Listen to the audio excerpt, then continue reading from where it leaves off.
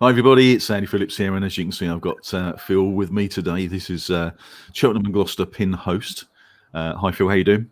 Very well, yeah. Difficult morning, but few accounts hacked this morning, Andy, but other than that, I'm absolutely fine, mate. Yeah. So you were telling me about your the joy of having your one of your accounts hacked. PayPal, you try and get hold of days. PayPal. You try and get hold of PayPal. They owe me a few quid at the moment, but never mind. Yeah, it's a pleasure to be here. Always a great way to start the day with something like your PayPal account hacked. What a wonderful start to the day. Anyway. Right. We want to find a little bit more about you. I want to sort of just start, I guess, with something like why property in the first place. What's your story to get to the concept of actually being a property investor? Yeah, what's my why, as they say. So I have pubs and restaurants, and I say, and then I have pubs, restaurants in Gloucestershire, Forest Dean area, but I've always loved property. And what happened was that one day we found out that my wife was pregnant with triplets. Oh, okay. So you don't do things by halves, do you, mate? Yeah, that's what you sound like my dad. And so twins are in the family, and then my wife, we became pregnant with triplets, which is great. They're 4 on Tuesday, 2 girls and a boy. One goes that way, one goes that way, and the other goes that way. So I soon realized that I need another income. And that was the reason why I started looking into property. And the way I've done my businesses throughout all my business life. So I own the Farmer's Boy Inn at Longhope in Gloucestershire. And what I've tried to do is educate myself, be the best at what I do. So I was part of the Entrepreneur Circle, Nigel Butterall, which Mr. Andy Haynes is part of the Entrepreneur Circle. And I went to do a 3-day course on Think and Grow Rich, the book, Napoleon Hill. And Mr. Haynes was sitting beside me. And for 2 days, he never said a word to me. And he never said a word to me. And then on the 3rd day, we were chatting. And I was telling him what I did. And I was telling him what I'd like to do. And he says, I said, I'm going to go and buy a house, Andy. He knew nothing about me. I knew nothing about him. And he said, before you go and spend that money on that house, Phil, let me ring you tomorrow. So he did ring me tomorrow. And that's how I was introduced to the PIN community. Right. And there you go. The rest is history. Right, it's all down there. I never bought that house because I gave that money to Simon. And the deal was, I said to my wife, who backs me 100% all the time, was that if I go on Mastermind, deal is that I have to get that house back. I have to buy a house with that knowledge that I got. That was the deal. And I'm happy to say I've done that quite a few times since. So thank you, Andy Haynes. Thank you very much. The pleasure is all mine. It's amazing that just a different view of how to do something, because you could take your cash, go and buy a property, or you can take your cash and go and learn how to buy numbers of properties. It's just a different mindset, isn't it? Absolutely. And I'm a great believer. I know you're massive into marketing, and I'm passionate about marketing. I think it's number one. And most businesses cut marketing, which is when they're in the shit, basically. Sorry. And it's the number one thing. So he was just in the right place at the right time, and I've got loads of respect for Andy, and it just changed the way I thought. And working smarter instead of working harder, I start working smarter. And then when I heard about Simon, I researched, because there's a lot of people out there. I'm a very skeptical guy in general because I'm a businessman. So I done my research, and I have to say it was like a family, absolutely like a family when I met Simon. Yeah. And what I like about Simon as well, he remembers your name.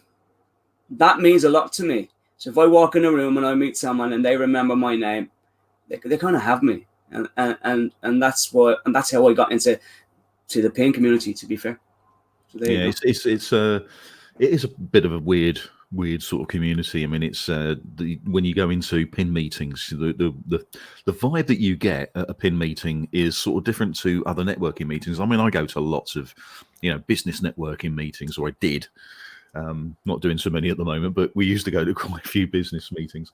And going into a PIN meeting is sort of slightly different. It does feel slightly different. And I think that comes from obviously the overall sort of the brand and the way PIN do things, but it's also the hosts, the way the hosts approach a meeting.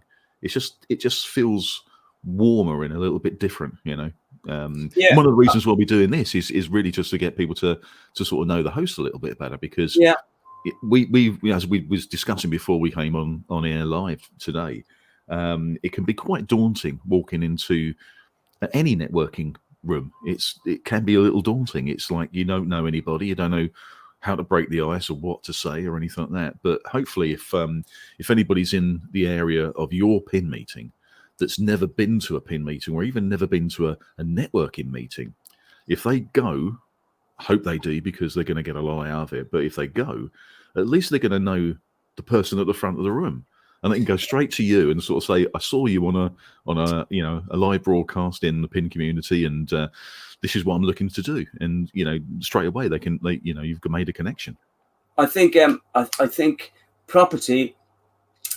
I think most. See, because I'm a pub restaurant, I started off as a barman, and I'm the people's person. That's where I get my energy from, and I realized that I wouldn't just do it. I'm a very passionate guy, but I soon learned that passion wasn't just enough.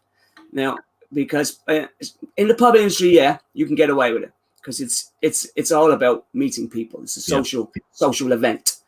But when I realized that I wanted to expand and I always wanted to give something back, and then I found property and I loved it, I found out that passion wasn't just enough. I needed a little bit of knowledge here. And you can read as many books as you want, but you need that one-to-one. You need to see that person, look him in the eye, and find out a little bit about him. And that's what I found. And when I walked into a PIN meeting first time, I asked the question, should I be here? Yeah.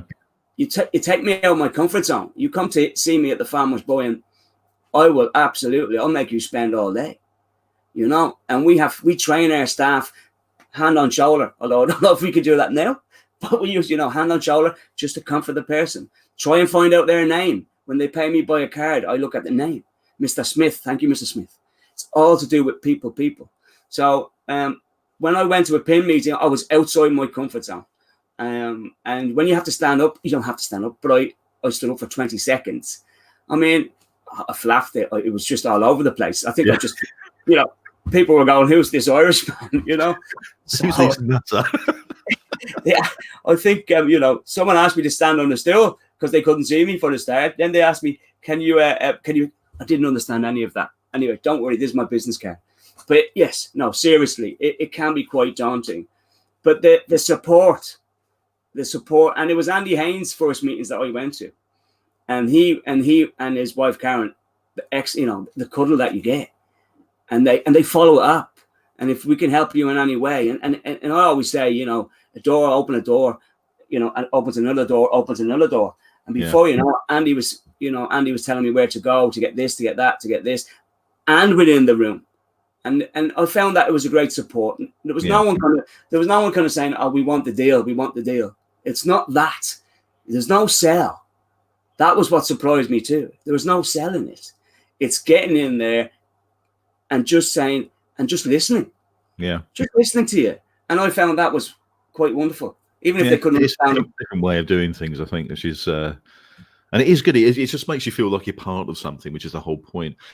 Tell us a little bit about, going on Mastermind. And I mean, you went on Mastermind for what reason? What was the knowledge for going in there? Knowledge, absolutely knowledge. I just went on Mastermind. I want to be in the room with like-minded people for a start. I knew that I had to. I didn't know at the time that there were so many ways you could buy a house. I bought 3 apartments before I went on Mastermind, and you probably understand why I bought 3. So I bought them for my kids, and it was the worst deal I ever did in my life. I can't get rid of the buggers. Anyone wants to buy 3 apartments, ring me after this. But but I just can't get. They devalued after 12 months. It was the worst deal I ever did in my life. So I went, I've got to do something about this.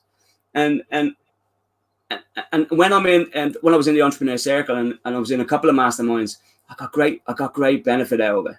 Listening to other people. So I wanted to go in and if I want to surround myself with like-minded people, if you're not making mistakes, I always say to my staff, you're doing nothing for me. So I wanted to be able to make the mistakes in that room and never to go and buy 3 apartments because I had an emotional attachment to it. Yeah. That was the problem. So Mastermind was for that. And I have to say, I'd say about in that room, I knew there was people that mightn't do well, and there was other people that could do well. But it was the knowledge. I went in, I never missed one. Every webinar I took 12 months off. And I don't understand this thing. If you're going to go into a mastermind and financially invest in yourself and then don't turn up, I just don't get that. And every single thing I did, it was Tuesday, Wednesdays, Thursdays. I was in my house and I was listening to people like yourself, bang, bang, bang, bang, bang, bang, bang. But I had to pick. Someone's ringing me. But I had to pick. I had to pick the strategy. I didn't even know the strategies. I didn't know what I wanted to do. And because we have accommodation here, I picked service accommodation. Service accommodation, because that was what I thought I had to go into. But it wasn't, because I hated it because it was another job for me. Yeah. Service accommodation it's another job. And I didn't want another job. I wanted the magic tea. I wanted the time. So in the end, I pulled away from that. So I made that. What did you get into because of Mastermind? What sort of strategy did you actually end up doing? Well, HMOs. I've done the HMOs. I've done the HMOs. I've done a mixed bag. I started buying apartments. I tell you this. I was afraid to make a mistake. I was terrified in case I made a mistake after I left Mastermind. And I find that, and Simon said this, that after 12 months, it's not the first 12 months, it's the next 12 months where people kind of go, they do well. And I have business coaches. And one of my business coaches said to me, Phil, just go buy a house. Just go buy a house. So I went and bought 2 in a week. And he went, I didn't tell you to buy 2. I said, I just had to. So anyway, I bought 2 houses. And good investments. I knew what I want. They stacked. I'd done my maths the whole lot. And then from speaking, so going to paying meetings, networking with estate agents who became really close friends to me. And this person, actually so in Cheltenham, you don't mind me mentioning people of the estate agent, do you? No. So actually he's part of PIN. So George Tate Melosh from Move Estate Agents, the MD, CEO, whatever. He's a straight talking guy. And George is like Marmite. And you either like him, you don't like him. But he's a great businessman, a fantastic businessman. And he can see people that want to really do well, and he'll help. So I built a relationship with George. I even offered to go and work for him for nothing. I said, George, let me come and work for you for a week. He said, Phil, I couldn't afford you. I said, I don't want any money. I want to come in. I want to learn. But I built that relationship with George. And now any HMOs that come in with George to Move Estate Agents picks up the phone to me. Now, whether that's a purchase lease option, whether it's a rent to rent, or deal sourcing. So we've got into deal sourcing now. We've done 3 deal sources just before COVID, and ethically and morally is very important to me. And we've done 3 deal sourcings for 2 different guys who are part of PIN. And I rang them up and we cancelled the deal because we said, and it was SA, service accommodation. And we done 3 apartments right in the middle of Cheltenham. Yeah.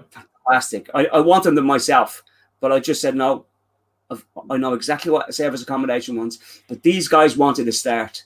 And the way I did it, actually, most deal sources ask for a fund up front.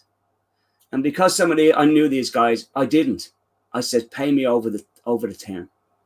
Because I'm a great believer in that. I know as a businessman, starting up a businessman, it's hard, and cash flow is king. Yeah. Cash flow is king. So a lot of the guys that they pay the deal sources, I find, and then they've nothing to set up that business.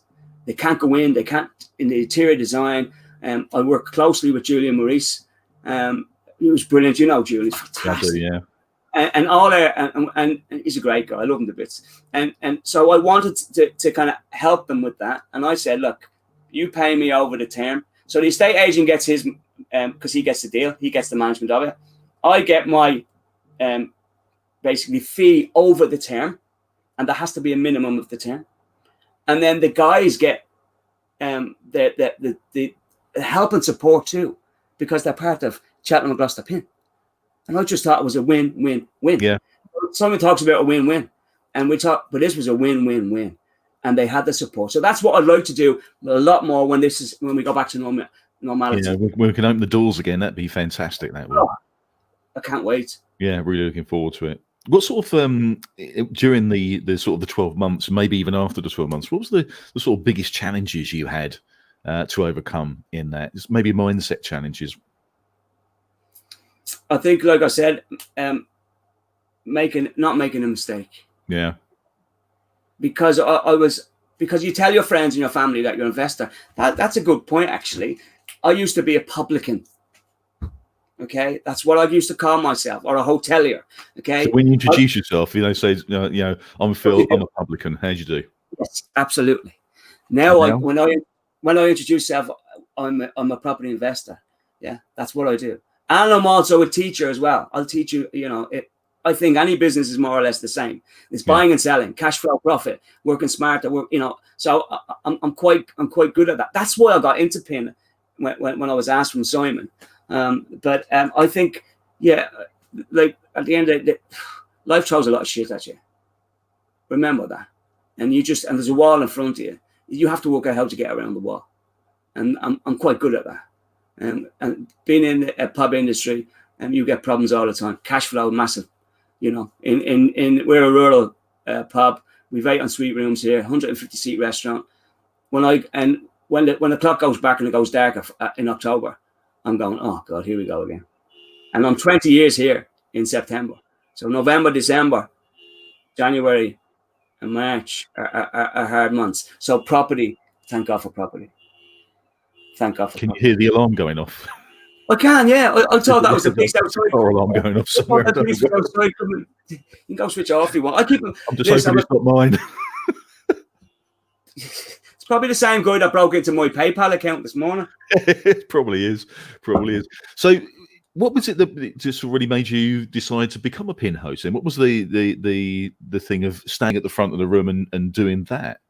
Yeah, well, I'm used to standing in front of the room and talking at events, and I've worked for Lloyd's Bank, and I've worked for the industry within the hotel industry, and done all that as well. And I've talked at Lloyd's, small businesses and stuff like that. So it's never been a problem. I think people say that some people have a greater fear of speaking in front of someone and dying. I think that's what they say. So some people say to me, Phil, will you ever shut up? But a good listener. No, why did I ask? Because Simon asked me. It's as simple as that. And I said no at first. And then I rang George from Move Estate Agents and said, George, who was part of PIN before that and had left. I said, George, come back, work with us. Let's build a nice team. It used to be Cheltenham PIN.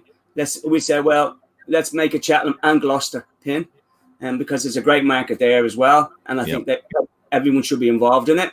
So that was the first change I made. And then George said he'd come back and work with me.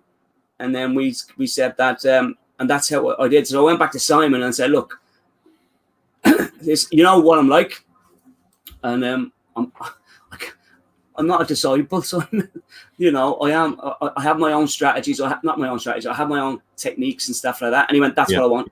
That's what I want, Phil. I want you to do that." And I went, "Fair enough." So we did, and then we did the first one in February, and then we never got to March. We never got to March. So I have been hosting the webinars for 4 pins, Essex, Oxford, and Nottingham, which I done one the other night. It's not the same, I'll be honest, because I can't see the people. I can't see the people in front of me, and I want to see I want to look into their eyes. I want to see if they're confused. But we've had some great speakers. Also, another reason why I did the pin was Simon Hodgson from Bristol. He was a broker at Bristol, and he's also an air broker. I just think the guy's a genius. I really do. And I really like the guy. So that was another reason why. We had the basis of a good team. And we found that pin had dropped a little bit, and we wanted to kind of revamp it. and let's make mistakes. Let's make it humorous. It can't be all serious. No, that's what I said to Simon. Look, there's going to be a couple of jokes in there, and he went, Phil, go for it. So, well, the whole point is that, you know, all this is meant to be fun. Yes, we're trying to improve ourselves, and we're trying to sort of see different ways of actually, you know, getting a different type of lifestyle, or moving on, or, you know, changing our lives, or whatever it is. All those things, all those wants and needs, and those dreams and ambitions. We're all into all that sort of stuff. But the bottom line is, we've got to have fun doing it. We'll have a bit of a smile on the way. Otherwise, what's the point? You know? Oh yeah. Absolutely. There is no point. It's no point in just being dour and miserable and making money, or, you know, changing the way we do things. It's like, you got to have fun in this life. Otherwise, yeah, I think when you stand at the front, you've got to be vulnerable. You've got to make mistakes, and you've got to act, because that helps people. I believe. Yeah, absolutely. I just think, you know, I really enjoy. So I done Pin in January, as in Pin host. I was introduced, blah blah blah. And I loved it, and then I did, because David Lockett and Beverly Lockett used to do it, and I'm really good friends with them. And it was Beverly actually that recommended me, bless her, and she recommended me, and I went, there you go. So I just found that in January I really enjoyed it. I done a case study for that, and then in February it was my own, and that went really well, and I was so looking forward to it, because it's a commitment. Andy, it's a commitment. It is, yeah. And especially if you've got properties and you've got businesses as well. I had to ask myself. I said no first because I didn't think I'd have the time to do it, and then I realized, well, you've got to make the time to do this, because I feel that as an entrepreneur, the 5 people that you surround yourself with, as they say, is who you become. And when I go back to the wife, right, and talk about property, I mean, she's just, within a minute, she's gone. She's just, that, you know, and I get that. She's brilliant. I love my wife to bits. I don't expect her to do it. If she's not interested, don't push anything on someone that they don't want to know. Yeah, okay? Exactly, yeah. So I had to, so Pin was a belonging to me. I don't want to go too deep, but it was. And I just found when I walked into that room, whether it was commercial, whether it was any property at all, I could learn something straight away from that. And they knew, they got it. And that was what the entrepreneur circle was for me as well. And when I was in Nigel Butterall's masterminds, it was like-minded people that they were there because they couldn't explain it to anyone else. You wake up at 2 o'clock in the morning and they're thinking, Jesus, I've got to put those 5 Christmas trees up in the pub tomorrow, you know, and it's in November, you know, and you're thinking, oh, I've got to go. And it's just, my wife says to me, what are you thinking about? I go, trust me, you don't want to know. Don't want to know. I'll only bore the life out of you. You really don't want to know. So that's what it is. So that's what an entrepreneur has been like. And also, I'm a great believer is that persistence is key to me.